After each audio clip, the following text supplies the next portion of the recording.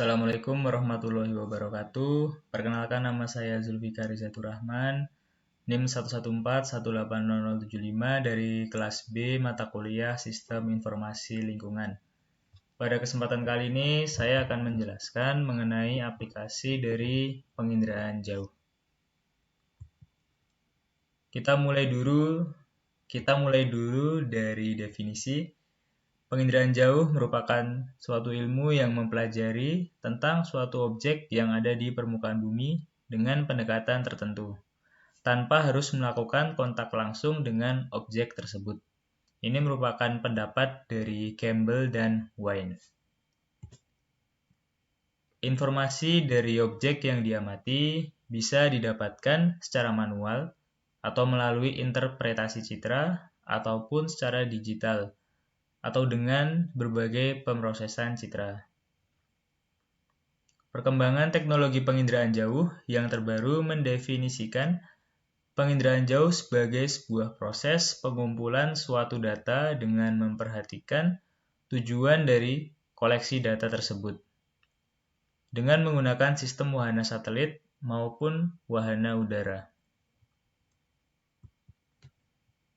Menurut Jensen, pada tahun 2016 dalam Widyatmani di tahun 2021, penginderaan jauh merupakan gabungan antara ilmu dengan seni, karena di dalam prosesnya tidak hanya mengandalkan pengetahuan yang bersifat ilmiah, tetapi juga dibutuhkan seorang interpret yang berpengalaman dan dengan pengetahuan interpretasi yang diperoleh selama bertahun-tahun. Berlanjut, kelebihan dan kekurangan dari teknologi penginderaan jauh. Yang pertama, untuk kelebihan, dalam kondisi terkontrol, penginderaan jauh dapat menyediakan data informasi geofisik yang mendasar. Untuk contohnya sudah tertulis pada slide. Yang kedua, yaitu karakteristik objek yang tidak tampak dapat diwujudkan dalam bentuk citra. Yang ketiga, citra menggambarkan objek, gejala, dan daerah di permukaan bumi dengan wujud dan letak objek yang mirip.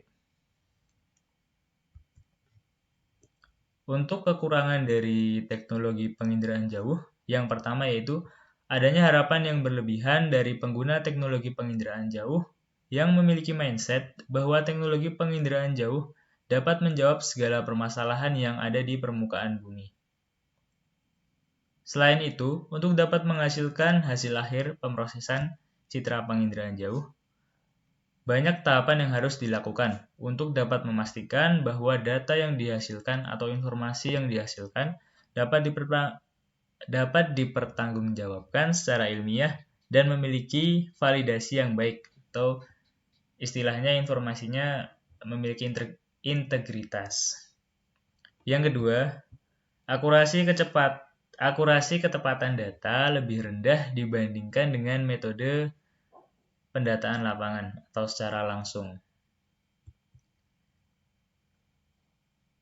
Untuk aplikasi penginderaan jauh dan sistem informasi geografis, yang pertama yaitu dapat menganalisis daerah resapan air. Nah, di sini saya menulis berdasarkan penelitian yang dilakukan oleh Adibah dan kawan-kawan di tahun 2011, yaitu untuk mengetahui sebaran daerah resapan air di kota Pekalongan dengan memanfaatkan teknologi penginderaan jauh dan sistem informasi geografis. Nah, metode penelitian yang dipergunakan antara lain dengan menggunakan supervised classification, raster to polygon, metode scoring, dan overlay peta tematik. Peta dasar yang dipergunakan antara lain peta citra Landsat tahun 2011, peta rupa bumi Indonesia, peta jenis tanah, data titik ketinggian, dan data curah hujan. Data yang didapat kemudian dilakukan pengolahan, maksudnya data tadi diolah dengan metode yang telah disebutkan sebelumnya, dan output yang dihasilkan yaitu berupa peta sebaran kondisi daerah resapan air. Yang kedua yaitu penilaian potensi erosi permukaan.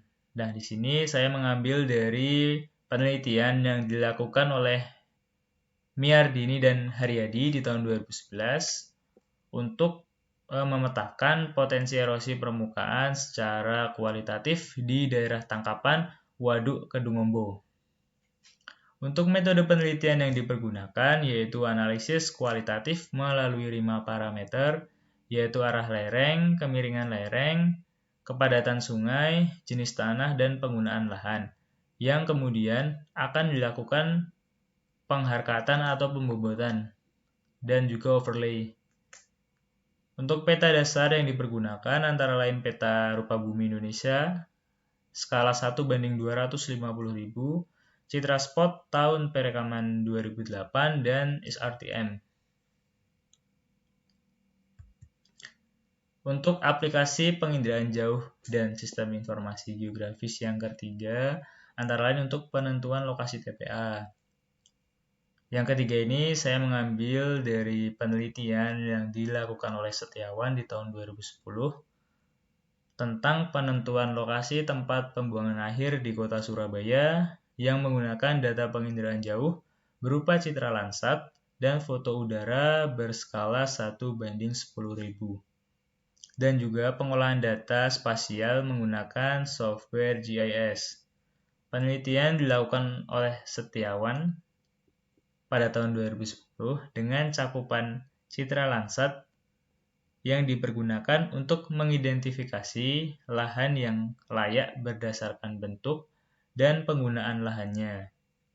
Untuk metode yang dipergunakan yaitu pengharkatan menggunakan software GIS dengan metode binary, buffering, dan juga melakukan overlay. Lokasi rekomendasi untuk TPA nantinya diperoleh dari proses filtering pada peta lokasi potensial dengan peta rencana penggunaan lahan. Berikut referensi yang saya gunakan untuk menyusun materi PowerPoint ini. Ada 4 literatur yang saya ambil sumbernya. Baik, sekian saja presentasi dari saya atau pemaparan materi dari saya. Mohon maaf apabila ada salah-salah kata dan ucapan. Terima kasih. Wassalamualaikum warahmatullahi wabarakatuh.